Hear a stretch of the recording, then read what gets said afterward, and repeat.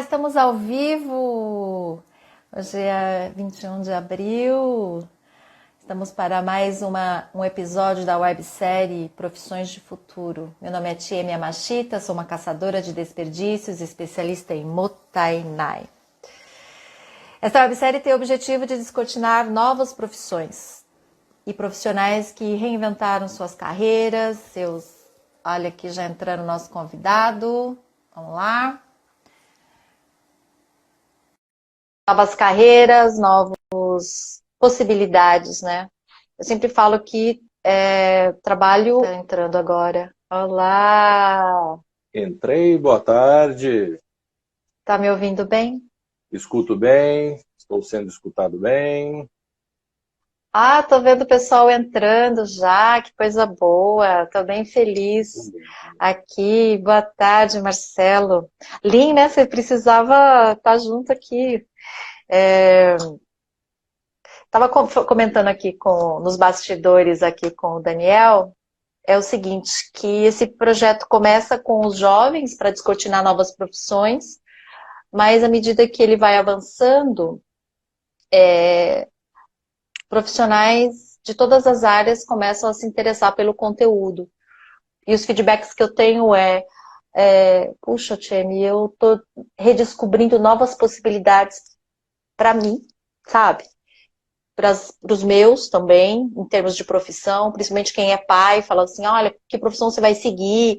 E agora está ampliando o olhar, né? Porque quando o filho chega e fala, pai, eu vou querer ser um revelador de desperdícios. Já pensou? Um filho teu chega para você e fala, pai, o que eu estou pensando? Em termos de carreira profissional, eu estou pensando em ser um revelador de desperdícios. Aí a gente fala assim, nossa, mas o que será isso? Então, essa é um pouco a ideia, né? De poder descortinar e esse filho poder falar disso, né? De repente. E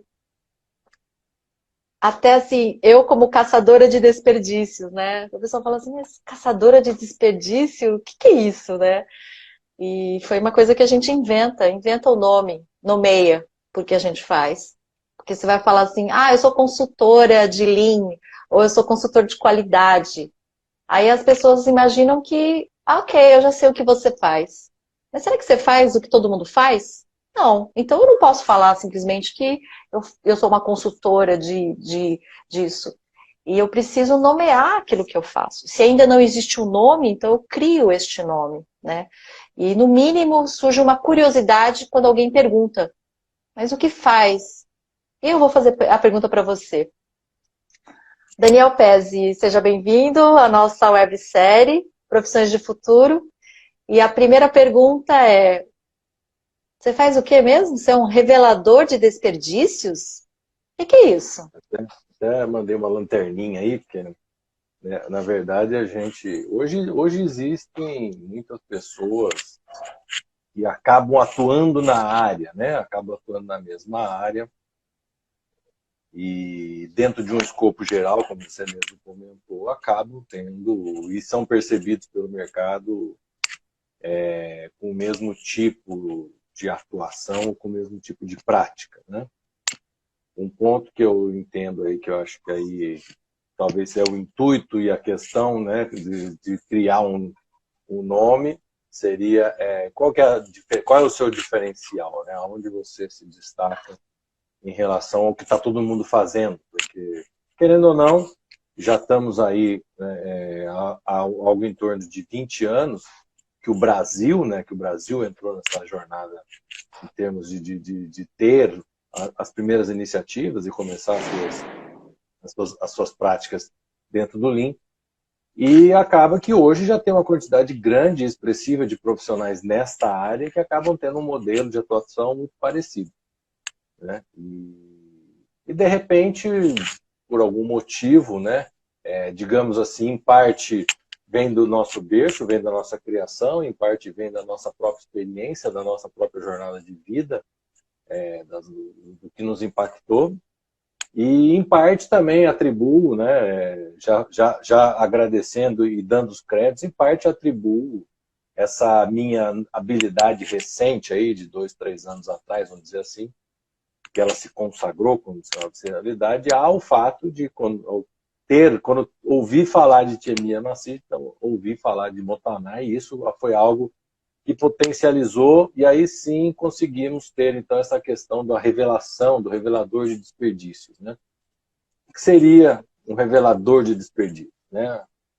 Como você mesmo falou, nós temos aí muitos caçadores, temos muitos eliminadores, mas os desperdícios, eles não são todos iguais, né? Os desperdícios tem alguns desperdícios que são mais espertos, são mais tipo um camaleão, eles conseguem se esconder, né? Eles conseguem não aparecer para a pessoa.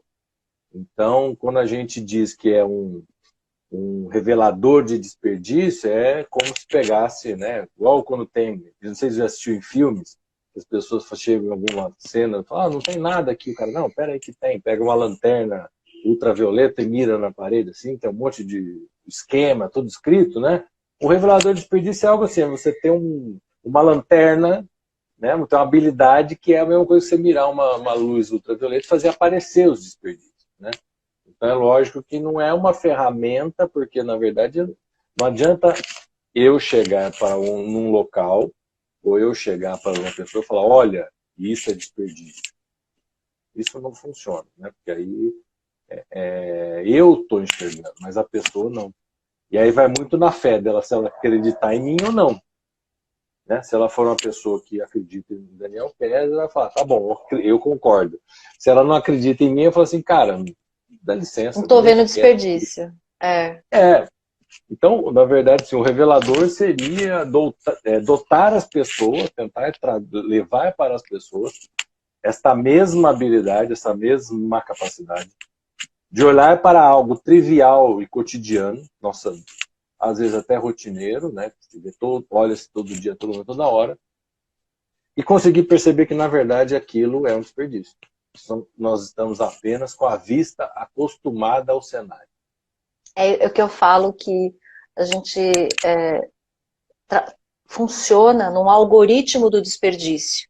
E isso já se torna normal. Olha só, isso a gente já funciona num algoritmo. O algoritmo é a forma de fazer, né? A gente fala um algoritmo. A gente já trabalha num algoritmo do desperdício. Quando vem os processos de qualidade, esse algoritmo ele é sistematizado e entra em conformidade. Faz sentido? E aí, quando a gente fala disso, as pessoas falam, não, mas imagina, a gente trabalha aqui há 20 anos para eliminar os desperdícios. Como você disse que eu sistematizei o desperdício. Mas, assim, ninguém desperdiça porque quer, desperdiça porque não sabe que está desperdiçando. Sim, daí a importância de ter um caçador de desperdício, um revelador de desperdício, alguém que enxerga os desperdícios. Porque hoje ele está sistematizado. Eu vou mais além, assim, eu não vou dizer para você que eu sou super dotado, super homem, com a visão de raio-x, que ao entrar no ambiente, imediatamente eu enxergo um desperdício. Não, isso aí, longe de mim querer vender essa ideia, vender essa imagem. Mas um ponto que eu costumo dizer é o seguinte, às vezes, né, o desperdício ele é sempre um sintoma, ele nunca é a doença, né? Ele é sempre um sintoma, ele é um sintoma de um problema maior.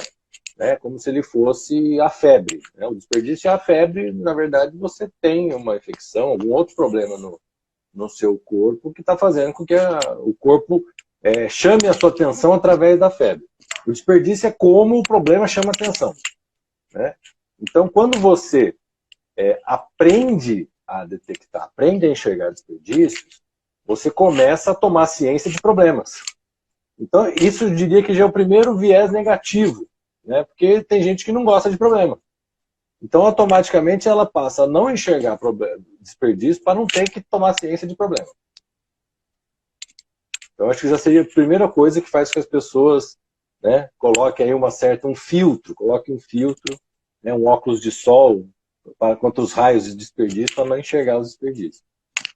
Então, esse seria o primeiro viés que eu acredito que existe. Tá? Não vou dizer que é todo mundo, mas existe um pouco disso.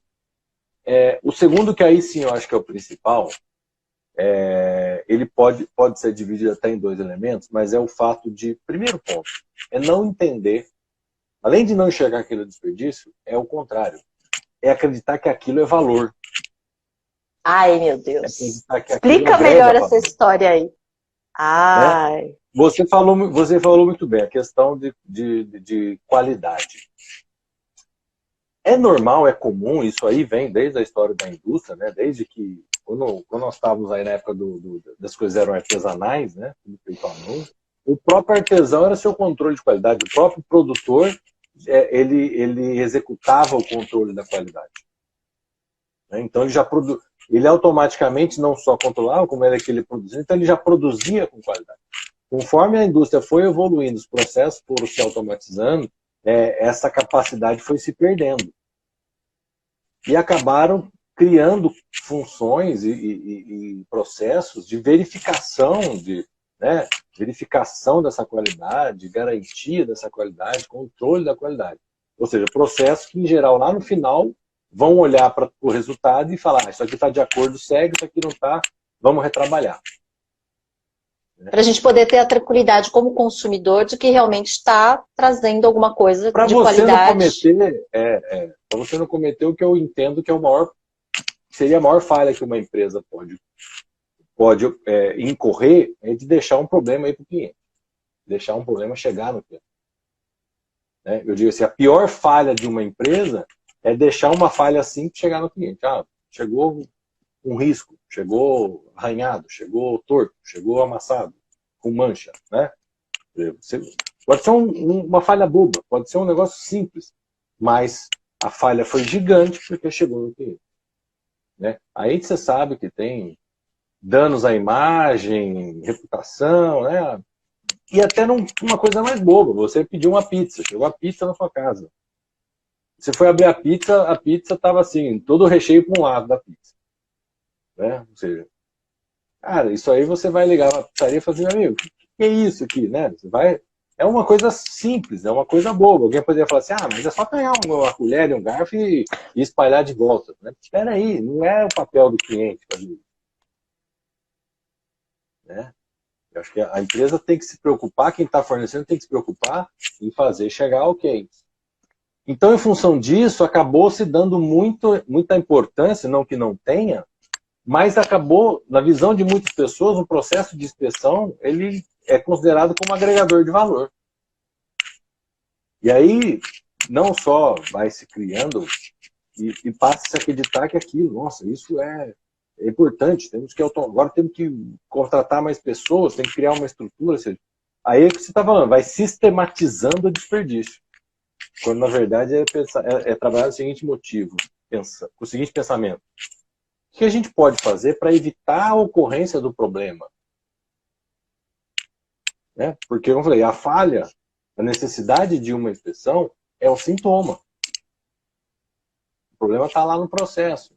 Eu preciso trabalhar o meu processo, eu preciso capacitar, eu preciso melhorar o processo para que ele consiga entregar cada vez mais produtos ok, para que cada vez menos eu precise testar. Né? Então, esse é um ponto que... Então, às vezes, as pessoas não enxergam, às vezes enxergam que agrega valor. Então, na verdade, eu acho que o principal ponto para você se tornar um revelador de desperdício, para você começar a enxergar o que aos olhos dos outros parece normal, né? Eu costumo brincar o seguinte, se a gente fosse olhar para os dois tipos de atividades que existem em qualquer processo, seja ele industrial, até dentro da nossa casa, nós temos basicamente duas atividades, que agrega e que não agrega valor. Eu costumo dizer o seguinte, né? As atividades que agregam valor, tá? Elas são cinzas. E as atividades que não agregam valor são coloridas. O problema é que tem muita gente que é daltônica. Então enxerga tudo igual. Enxerga tanto as que não agregam como as que elas agregam, como se fosse a mesma coisa. Então, aprender a ser um identificador, aprender a identificar um desperdício, é você, né, é como se você pegasse uma lente mágica, uma lente corretiva, e conseguisse enxergar o que antes você não enxergava. que antes você entendia que era valor, que era algo que eu tenho que manter, como você falou mesmo, né? Ah, sempre foi assim, sempre fizemos assim. E entender que não, peraí, podemos questionar. Então eu acho que Isso. a grande sacada é essa, é entender que tudo, por mais patrimônico que seja, pode ser questionado e deve. É. Eu acho que uma das principais essências do caçador de desperdício, do revelador de desperdício, e isso eu estou falando agora, eu estou falando com jovens aí, a partir dos 15 anos, que neste momento começam a vislumbrar uma carreira. Ah, eu vou trabalhar, eu vou fazer o quê? Né? Ah, vou fazer engenharia, eu quero trabalhar na indústria, ou eu quero, enfim, fazer administração, eu quero que seja. Mas aí ele vai fazer o quê lá dentro, efetivamente? Né? Qual é a demanda hoje que existe? E é importante aprender, sim, vai fazer a faculdade para poder, né, se é engenharia, aprender a fazer os cálculos, aprender, inclusive, você é formado em engenharia também, mas para quê? Sabe, hoje existe uma demanda muito grande em reproduzir ou em inovar. E aí a questão de inovar eliminar desperdício hoje, né? Qual é a inovação? Não é fazer uma coisa completamente nova, mas é reorganizar. E entre se reorganizar, é tirar, é o que você falou, é tirar o que não agrega, porque tudo que não agrega, ele está desperdiçando. Está desperdiçando o meu tempo, minha energia, meu espaço, meu material. Eu acho que hoje as empresas estão numa situação muito crítica, não estão conseguindo produzir, e também se produzir não vai conseguir vender, e aí fica uma questão, gente, mas como eu vou sobreviver? E a pergunta é, como você vai sobreviver? Eu acho que assim, o que você precisa essencialmente para sobreviver? Porque aquele padrão que ele tinha anterior não vai ter mais, não vai mais existir, né? Queria que você falasse um pouquinho sobre a importância dessa questão de revelar desperdícios no atual contexto. Porque a gente que já vem trabalhando os últimos 20 anos dentro dessa linha, a gente foi muito assim, ninguém muito levando muita gente a sério, falando que Sim.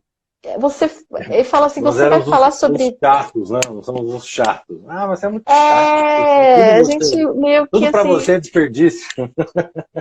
o mercado olha pra gente meio que com deboche, assim. Até quando eu falei assim, eu sou uma caçadora de desperdício, eu vou trabalhar multi-night. Você falou assim, mas ninguém vai querer saber o que é desperdício. Eles vão querer aprender a como vender mais, como produzir Sim. mais, mas desperdício, não sei. Eu recebi muitos conselhos, assim, de marqueteiros, amigos meus, falaram assim, não sei, essa palavra desperdício eu acho que você não deveria usar, ninguém gosta dessa palavra, ninguém gosta de assumir isso. E eu, por muitas vezes, pensei também, falar, será que eu tenho que mudar, né? Porque, tipo, uma resistência muito grande das empresas de me aceitar.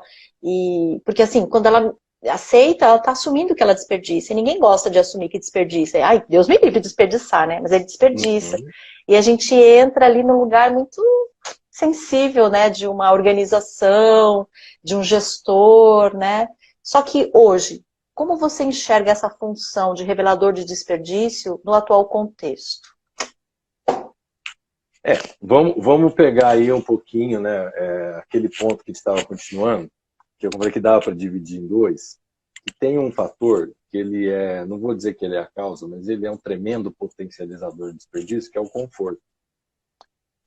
Desperdiçar é muito confortável, né? Então, assim, Eu então vou até quando a gente, escrever isso aqui, ó, vou tomar nota. então Conforto.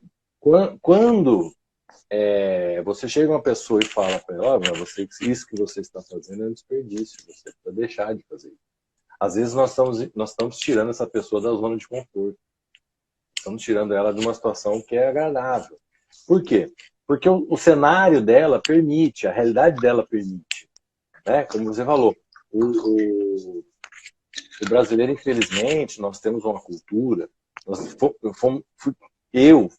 fomos criados num país com uma quantidade abundante de recursos naturais, né, que fez com que nós acabássemos adotando algumas práticas de consumo não muito interessantes.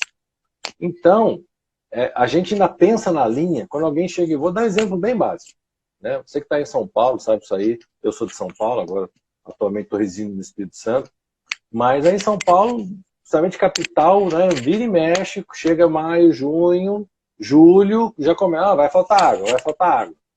Já começa a reunião de abastecimento, vai faltar água, vai faltar um recurso, né? O brasileiro parte para que linha? Ele parte para a linha do não, então eu vou economizar água, ou ele fala, não, então eu vou comprar mais uma caixa d'água, que eu vou colocar aqui uma reserva, porque eu tenho reserva. E se faltar água, eu tenho. Ou seja, o brasileiro sempre pensa no modelo de aumentar o fornecimento, e não de consumo, diminuir o consumo.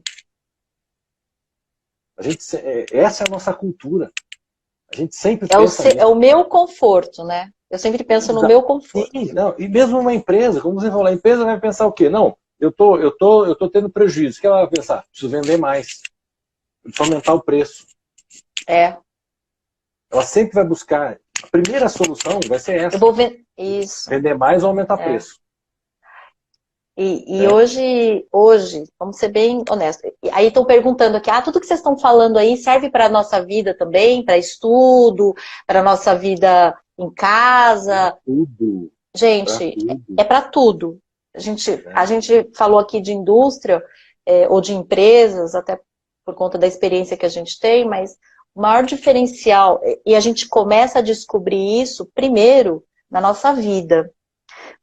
Porque assim, até eu, falando assim, já misturando um pouquinho, as pessoas vão falar, Tchê, você fica pulando de assunto, vai deixar seu entrevistado doido. Desculpa que eu sou caótica mesmo. Não, aqui eu sou multitasking, né? Você é o quê? Eu sou multitasking, eu consigo fazer várias coisas ao mesmo tempo. Não, é que outro dia falaram. E você sabe que no fim das contas, essas linhas de raciocínio, que no primeiro momento parece que elas estão todas desconexas, elas se conectam. Elas têm um eixo comum, elas têm uma espinha dorsal, que na verdade, para quem conhece, para quem atua há bastante tempo, percebe que na verdade não são assuntos dispersos. Nós, né, enquanto pouco entendedores, enquanto pouco habilidosos com esses assuntos, a gente acha que são coisas totalmente diferentes.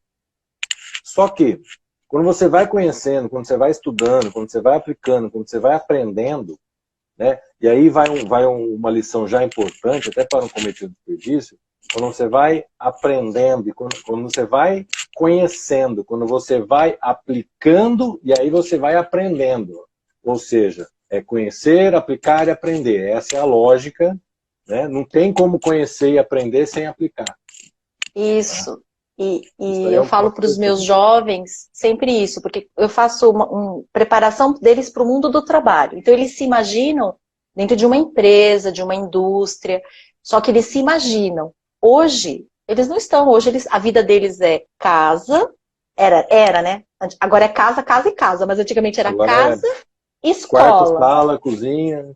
Mas antigamente era assim, casa, escola. Escola, casa, casa, escola, às vezes uma igreja, dependendo, né? Frequenta uma igreja ou uma atividade assim. Então, lazer, assim, casa, escola, ele só vive dentro desse triângulo aí. E aí ele fala, mas quando eu for trabalhar, aí eu vou praticar. Eu falei, não, você vai praticar tudo que a gente está falando agora. Mas eu não estou trabalhando. Eu falei, mas você está em casa, você está se relacionando com pessoas. Então, isso também vale para essa questão do desperdício, né? Quando a gente está falando, olha, uma grande habilidade de um profissional do futuro, essa capacidade de enxergar desperdícios, de identificar, de revelar desperdícios. Porque o mundo não pode continuar desperdiçando. Ela falou, legal. Então, quando eu entrar numa empresa, eu vou fazer isso. Falou, não quando entrar com uma empresa, você precisa começar a identificar o desperdício agora. Na sua casa, na escola. Vou dar um exemplo bem bobo, bem bobinho. Você aprende, você começa a falar quando entra na escola, você espera entrar na escola para começar a falar ou você já fala dentro de casa? Fala dentro de casa. Então, sim, você vai esperar entrar na empresa para começar a praticar? Não, já pratica em casa, por dois motivos. Primeiro, você já entra na empresa com uma experiência, com habilidade no assunto. Segundo, se errar em casa, a pena é menor. Errou na empresa, a pena é maior. Então erra em casa, né? Mas o que vai acontecer é ficar de castigo, né? Na empresa, não. O castigo é um pouquinho mais pesado. Tá? Daniel, Então, eu tenho uma curiosidade. sim. Você já nasceu com essa coisa de enxergar o desperdício, de ficar se perguntando, ou você desenvolveu isso depois? Essa é uma curiosidade que eu tinha Vamos dizer para te assim, fazer. se eu fosse fazer uma escala gradual do nível que eu estou hoje para o extremo oposto, que seria de 0 a 100, né? O que eu estou hoje seria um 100, tudo bem, que vamos dizer que é 99, porque sempre pode melhorar. Mas do que eu estou hoje, quando seria um 0 que eu não tinha nada. Eu acredito o seguinte, eu não comecei do 0 a 5 anos, a 4 anos, a 10 anos, a 15 anos atrás, que foi quando eu comecei a minha jornada rumo à mentalidade enxuta. Eu sempre tive, aí por criação, em casa, nós sempre tivemos algum certo tipo de zelo, né? Lógico que a gente não era perfeito, mas algum certo tipo de zelo com algum certo tipo de recursos. Tá? Então, assim, em casa as coisas nunca faltaram, mas também nunca foram à vontade. Então, algumas coisas tinham limite. A noção de que os recursos são finitos era muito bem clara. Tá? Então, nesse ponto, Tudo era contado, né? tudo era contado, tudo era assim, sabe? Eu sabia que ia acabar, aquilo ali acaba. Não é, Tinha que pode usar à gerenciar vontade. recursos. Lógico, você não tem habilidade, você é uma criança, né? A sociedade não te ajuda também, dando exemplo e tal. Lógico que você vai cometer, e comete desperdício até hoje. Tá? Não vou ser hipócrita de falar tem uma vida sem desperdício. Não, que isso. Com mais de 40 anos desperdiçando. Não é em 5, 10 anos que você vira a chave tão rápido assim, não. Demora. Não, Né? aliás, queria até falar. As pessoas às vezes falam assim, ai, como é a vida de uma caçadora de desperdícios? Eu falei, é uma vida de uma pessoa que desperdiça. Ela desperdiça tanto que ela trabalha diariamente falando de desperdício para se lembrar dos seus desperdícios. É uma ilusão de Exatamente. pensar que a gente não desperdiça. Não, a gente Não, desperdiça. não. E a gente desperdiça. Depois eu vou contar um segredinho depois, que você não deve saber, mas algumas pessoas já sabem, mas só daqui a pouquinho que é sobre isso aqui que está aqui atrás. Tá?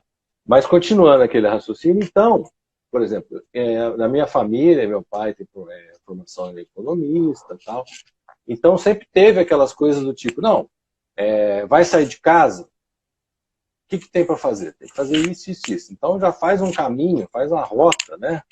Para aproveitar e não ficar fazendo vai e vem, zigue-zague, né? Ou seja, passa primeiro aqui, depois ali, já otimiza. Então, essa ideia, esse conceito de otimizar o uso dos recursos já era algo que vem dentro de casa, já existia.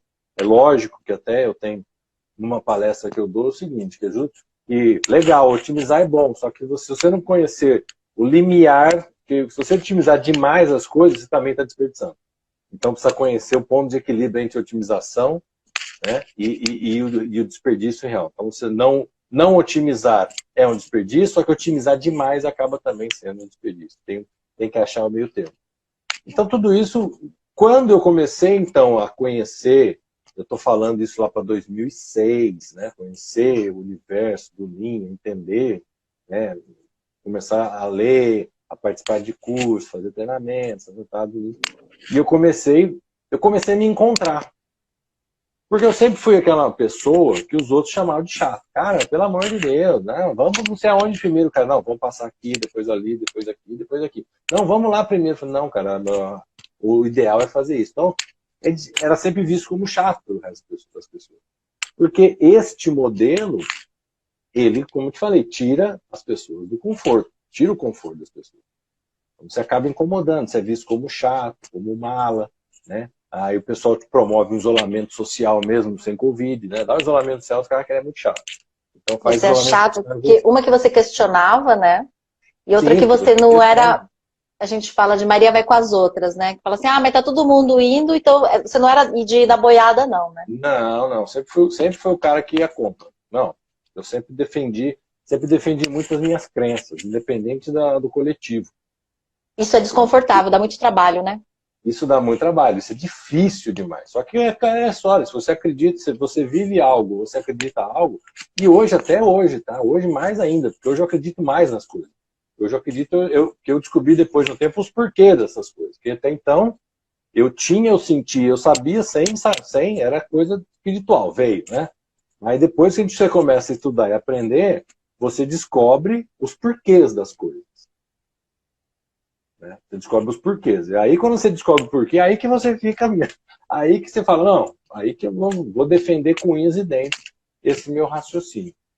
E aí tudo isso foi andando. E quando eu falo que eu descobri os porquês, que foi assim, que abriu uma janela e iluminou mais ainda, e aí comecei a ver coisas que até então eu não via, foi quando eu conheci, então, descobri o que era, fiquei sabendo, descobri o que era o Motainai. Nossa, aí juntou tudo. Aí todas as peças do quebra-cabeça se juntaram, eu falei, agora eu sei o porquê das coisas. Agora ficou claro, né? Aí assim, sabe, como se você se vestisse um manto e falasse, agora eu me encontrei.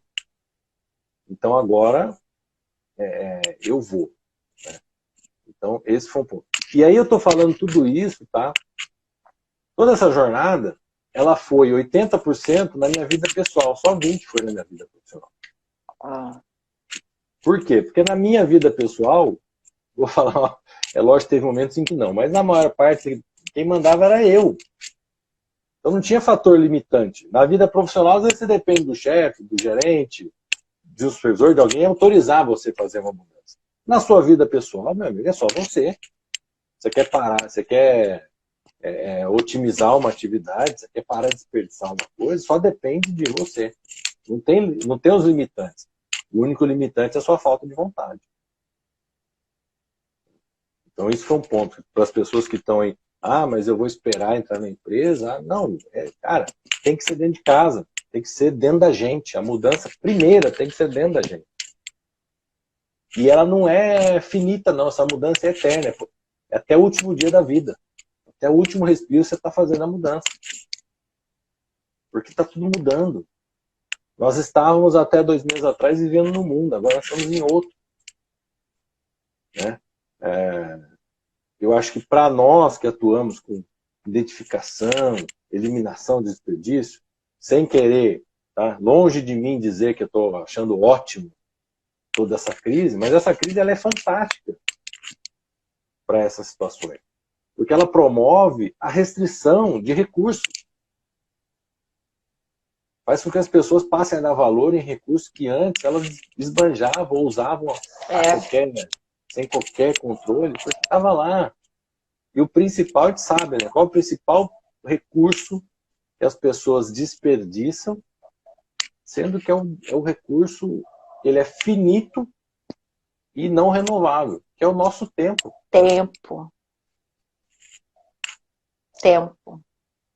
É o que as pessoas mais falam, né? Que o tempo, e quando eu faço o mapa do desperdício, agora que vocês sabem o que é Motainai, sabe a essência do desperdício, eu pergunto, o que a gente está mais desperdiçando hoje, aqui? Aí na empresa, ou num auditório grande, ou simpósio, esses lugares onde eu faço as palestras, fazia, e aí sempre aparece assim, tempo. Eu percebo o desperdício de tempo. Mas quando elas chegam a essa conclusão, eu entendo que ela começou a compreender, né, que primeiro não saber o que era desperdício, segundo as escolhas que ela fez não foram escolhas conscientes, ela estava fazendo aquilo que todo mundo está fazendo e mandando fazer, não é a escolha dela, que é o que você está falando aí. Na minha vida, no meu tempo, mando eu. Então eu não posso depois falar assim, mas os outros mandaram, mas é uma questão de escolha, você escolheu. Agora, trazer essa responsabilidade não é confortável, o que você falou, não é confortável. Então, muitas pessoas vão escolher o quê? Não quero saber disso. Besteira, né? Até chegar a um ponto como agora, em que a escassez de recursos, ela é para todos. Escassez de tempo, de locomoção, de dinheiro. Agora, possibilidades são infinitas. Porque todo limite traz infinitas possibilidades. O intuito também é esse, desses bate-papos e tudo mais, de ampliar esse olhar sobre as possibilidades, né? Porque o limite te trouxe isso, né? Quando você fala, eu tive uma infância limitada, tipo, tudo era contado. Então, isso me desenvolveu em outras habilidades, em outras possibilidades. Sim. Que é a realidade de muita gente hoje, e a realidade dos nossos jovens. Eu tenho um exemplo bem interessante. Na minha época de faculdade, eu morei em república. Né? E morar em república tem diversos benefícios, daria para fazer uma lista, mas um desses é esse. Porque tem momentos, principalmente no final de mês na república, e os recursos são limitadíssimos. Né? A compra do mês acabou, tal, e aí você se pega lá numa situação, né, que eu brinco muito, que a gente até hoje em dia vive isso. Né? Você pega lá sábado à noite, final de mês, você está com fome, né? Você vai fazer o quê? Você vai pegar o celular, ligar para a pizzaria, iFood, ou qualquer coisa do tipo? Não. Você vai abrir seus armários, abrir a geladeira, ver o que tem, vai levantar as mãos para cima e agradecer a Deus por ter encontrado um ovo na geladeira, que está fazendo um omelete, 2 fatias de queijo, não sei o quê, e você vai inventar. Você vai pôr sua criatividade para funcionar. Né? Porque, como já dizia disse Taichuan no seu livro, a necessidade é a mãe da invenção.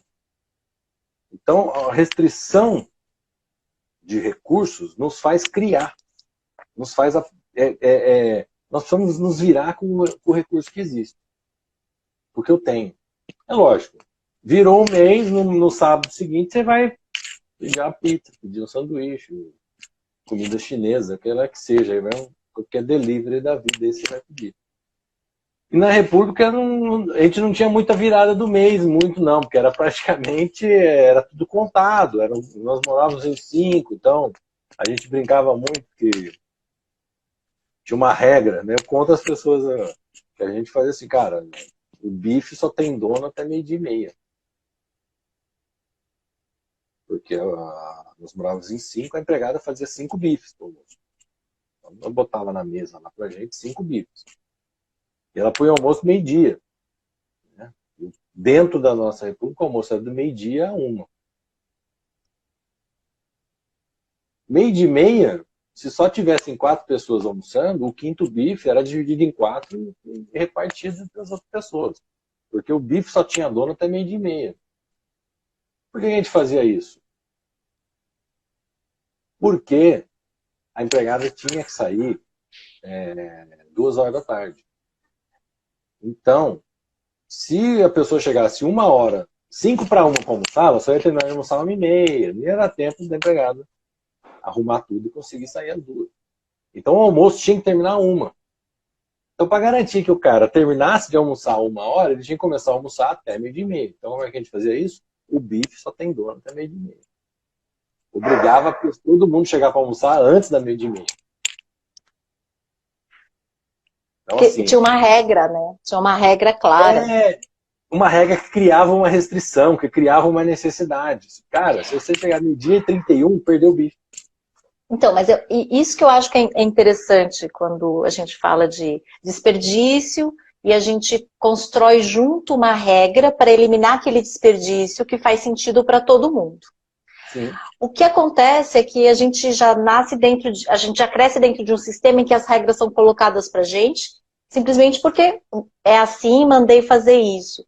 E aí, essas regras podem já estar ultrapassadas, ou porque ninguém me explicou o porquê, eu não estou fazendo muita questão de cumprir a regra, sabe? Aí eu meio que saboto. Aí mora também um grande desperdício. Porque a gente está bem no meio de tudo isso. Então, isso serve para casa também. Né? Os pais, né? A gente põe umas regras. Eu tenho 2 meninas, minhas meninas, elas são bem questionadoras. Então, a melhor coisa que eu fiz na minha vida é ensinar para todo mundo que é Mottainai. Porque elas me questionam. Elas falam, mamãe, mas você não acha que isso é desperdício, não? Você que fala de Mottainai?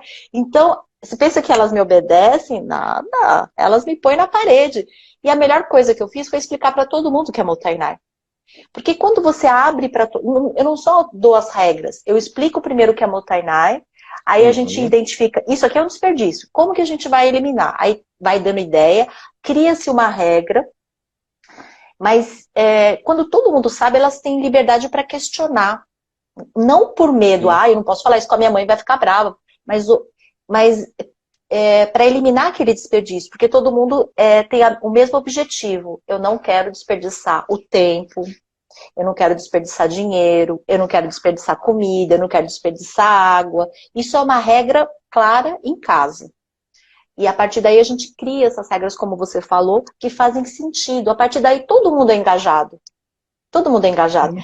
E aí eu elimino um grande desperdício que é o controle. Você concorda ou não? Que é um desperdício muito grande para controlar as coisas. E se houver o engajamento voluntário, isso não vai existir mais. É, A gente está falando de uma coisa muito, muito importante agora.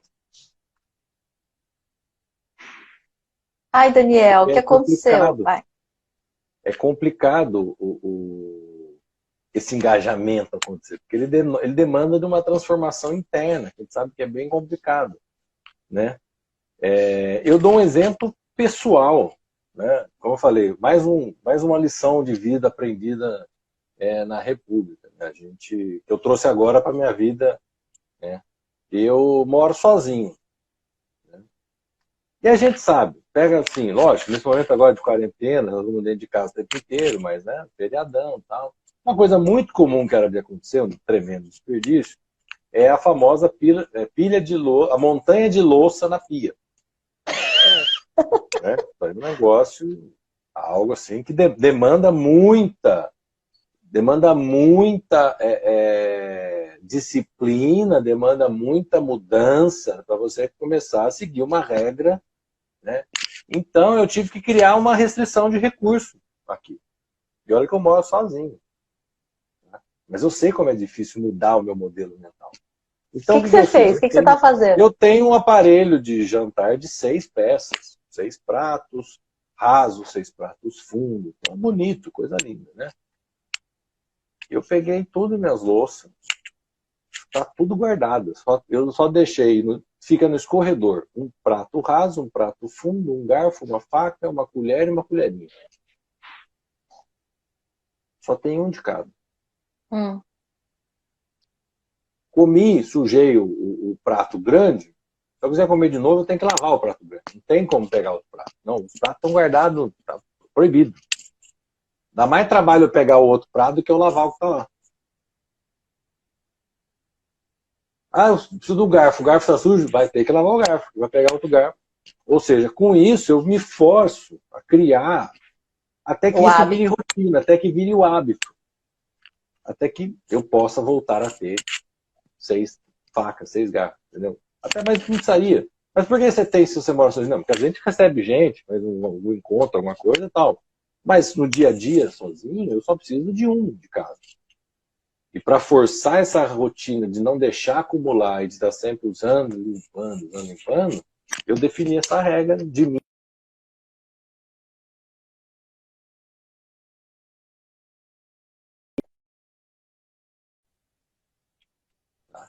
Acho que... Então, isso é uma coisa que acabou, que eu tive que fazer. Então, às vezes, a gente precisa criar essas regras um pouco mais rígidas, que geram uma necessidade, para que elas nos ajudem a criar o hábito. Porque E tem uma eu, frase que é muito famosa que diz o seguinte: é muito mais fácil você mudar uma crença do que mudar um hábito.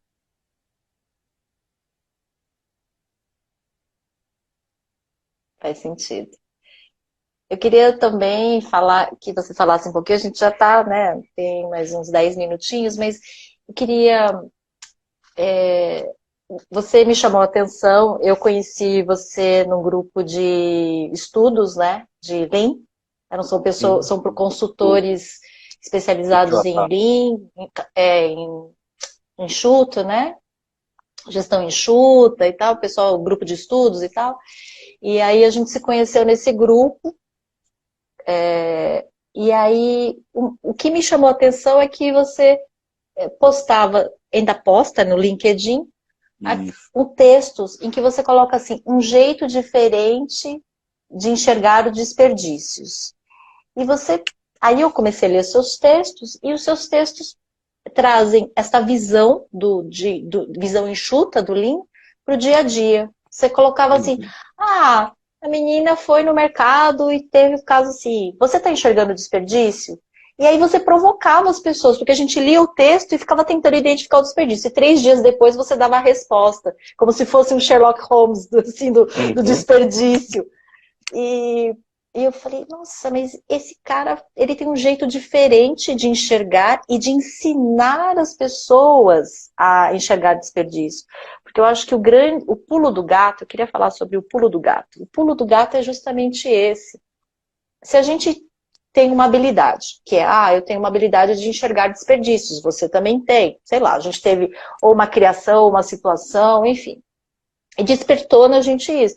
A gente põe o óculos, a gente já tem o óculos do desperdício. Não é que as pessoas falam assim, você é paga para enxergar. Não, não é que eu sou paga, eu enxergo naturalmente. É mais forte do que eu. Eu bato o olho. Nós já fizemos a operação de catarata, então. Já fizemos. Quer dizer, se eu entro num lugar, eu consigo identificar quantos por cento aquela empresa está em desperdício, um restaurante, qualquer lugar. Mas, ninguém nem me pagou para fazer esse relatório. Não pagou, mas já é natural. Eu já Agora, fiz.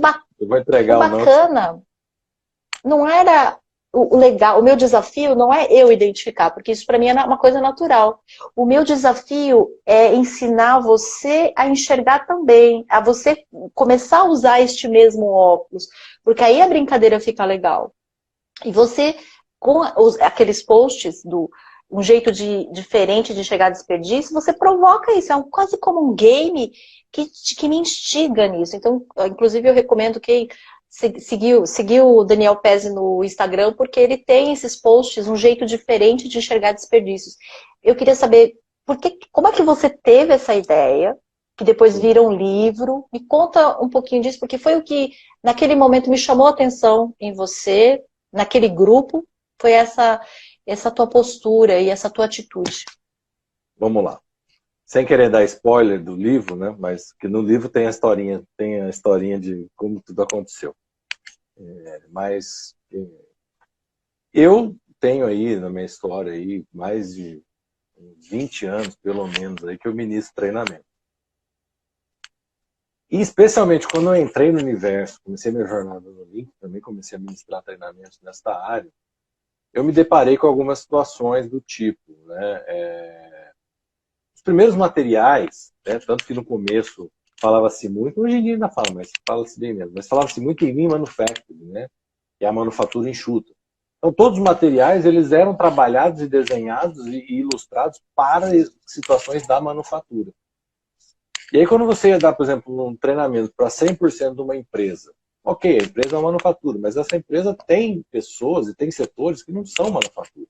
Então tem um financeiro, tem um RH, tem um setor de compras, tem logística, são áreas que não tem tanta afinidade com a manufatura. Na hora que chegava para dar os exemplos sobre desperdícios, as pessoas que não eram vítimas de manufatura não entendiam, né? Sempre gerava muita dúvida, muita pergunta, ou compreensão errada, né? Que eu acho que é pior que não entender é você entender o oposto, né? Então, para melhorar isso, para começar a clarear e para começar a facilitar o entendimento, eu acabava usando algum exemplo do dia a dia da gente, de casa, né? Explicava, você fazendo café, eu dava o exemplo da pessoa fazendo café, porque é uma coisa que, né, sim, tem gente que não sabe fazer café, mas eu já vi alguém fazendo, então, né? Então, sim, tem ciência daquela realidade, não é algo que ela nunca viu na vida. Então fica fácil exemplificar usando uma situação do dia a dia.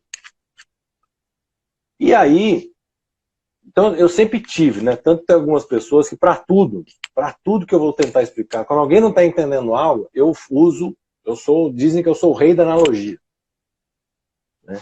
Eu sempre explico alguma coisa do dia a dia. Eu também. Né? Eu vou lá, não sei o que, então eu usava esse recurso técnico, entre aspas, assim, né?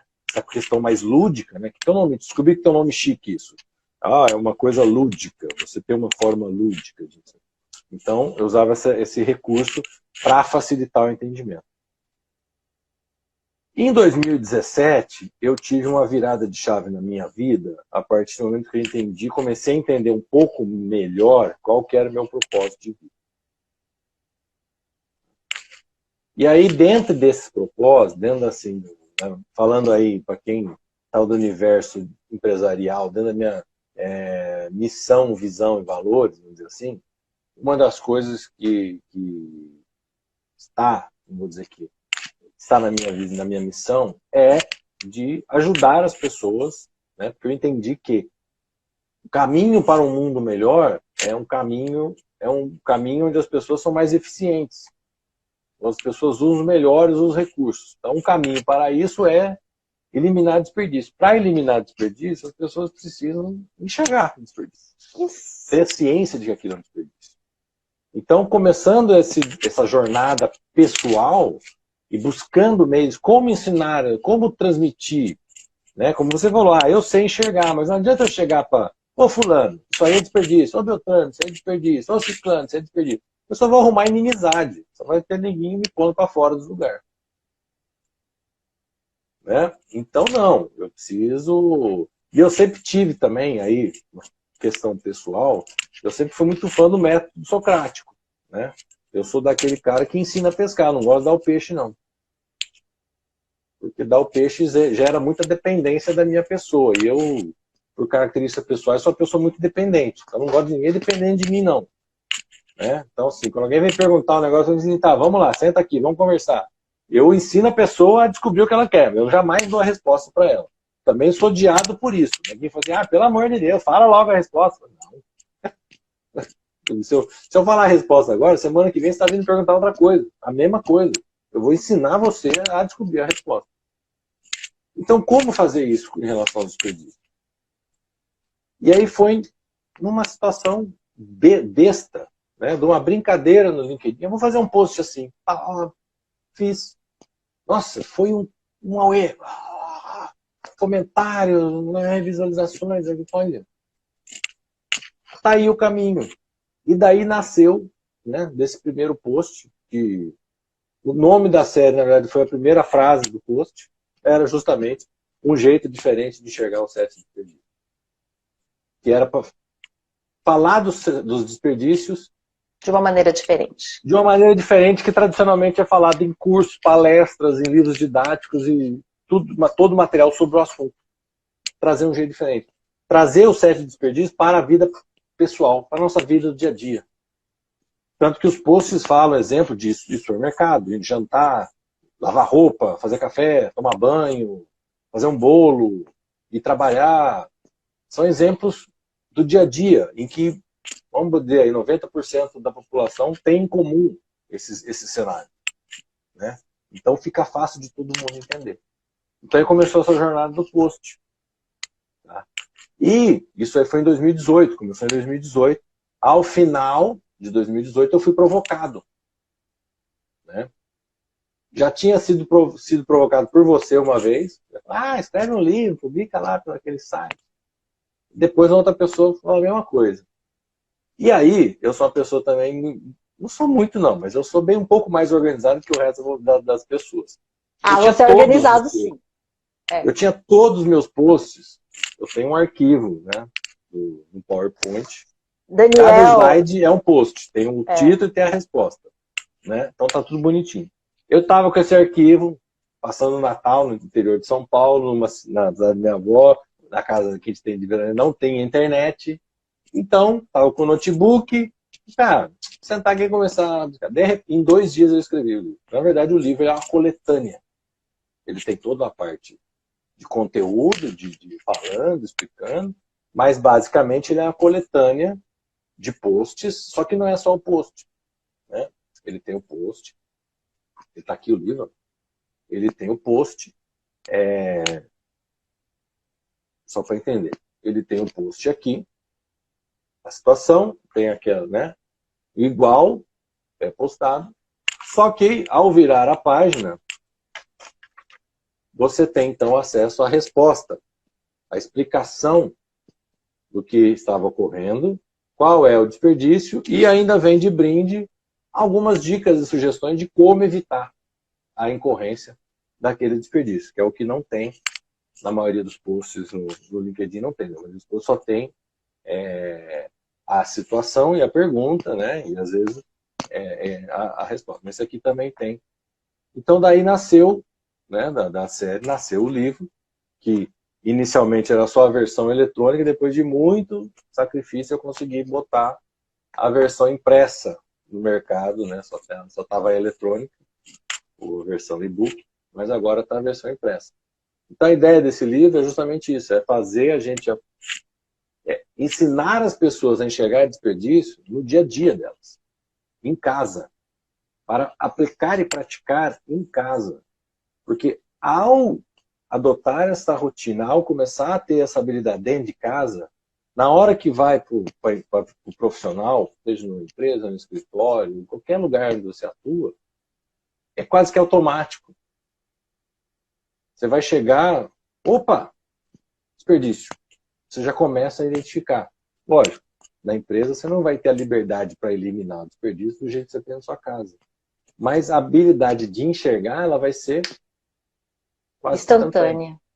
Porque você está praticando em casa. Então, para aqueles que acham que, não, o livro aqui, o foco dele é domiciliar, é para fazer tudo aqui em casa, é para aprender e aplicar em casa. O uso domiciliar, não é o uso profissional, é o uso domiciliar.